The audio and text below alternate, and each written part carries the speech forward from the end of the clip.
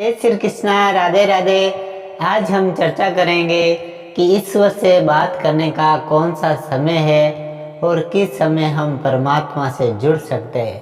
अगर आप कोई प्रश्न करोगे तो उनका उत्तर मिलेगा वो कौन सा समय है और ये ब्रह्म मुहूर्त क्या है और इसके द्वारा ब्रह्म से कैसे जुड़ा जाता है। आओ इस पर चर्चा करें। सुबह जब आप उठते हो अच्छी नींद लेकर के तो समय आता है 4 बजे। 4 बजे से लेकर के 5:30 बजे का जो ये मुहूर्त है वो है ब्रह्म मुहूर्त। ब्रह्म मुहूर्त में अगर आप नहा धो करके स्नान इत्यादि करके सीधा ध्यान लगाते हो अगर आप, और एक दिन से लेकर के आप 6 माह तक ध्यान लगाते हो तो ध्यान जैसे ज़्यादा लगेगा, डीप मेडिटेशन होगा, गहरा ध्यान जाएगा, तो जो आप प्रश्न पूछोगे तो उस प्रश्न का ठीक से उत्तर मिलेगा।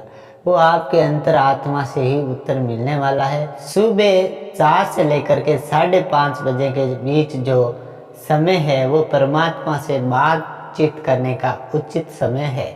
इस समय आप परमात्मा से बात कर सकते हो और आप धीरे धीरे परमात्मा से सवाल पूछ करके उत्तर ले सकते हो और वो उत्तर ज़्यादा ठीक और सटीक रहता है। इसीलिए मैं कहता हूँ अगर आप ब्रह्म यानी कि परमात्मा का जो समय है वो है सुबह सुबह यानी कि 4 से लेकर 5:30। इसको शास्त्र में ब्रह्म मुहूर्त कहा है और ब्रह्म मुहूर्त में हनुमान जी जा कर के ध्यान करते थे और भी योगी ऋषि ज्ञानी तपस्वी ध्यान इसी समय करते थे और भगवान से सवाल करके उत्तर लेते थे और वो उत्तर काम आता।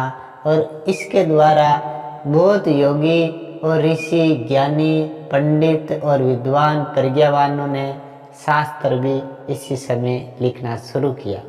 इसीलिए परमात्मा से अगर आप बात करना चाहते हैं, संपर्क करना चाहते हो तो ये समय ही ब्रह्म मुहूर्त है और ब्रह्म मुहूर्त में उठ करके आप 60 प्रश्न पूछ सकते हो और उत्तर भी प्राप्त कर सकते हो।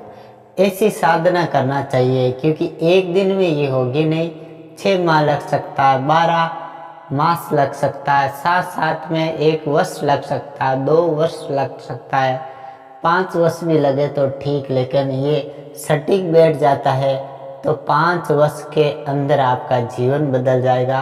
क्योंकि ब्रह्म मुहूर्त में आप जो चाहते हो वो पा सकते हो।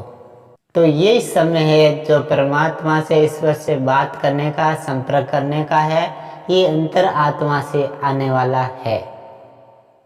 वीडियो अगर पसंद आया तो इसे लाइक करना, शेयर करना, कमेंट करना, साथ में सब्सक्राइब करना और ऐसी जानकारी और आपको मिलती रहेगी, इसलिए बेल आइकन को भी प्रेस जरूर करना।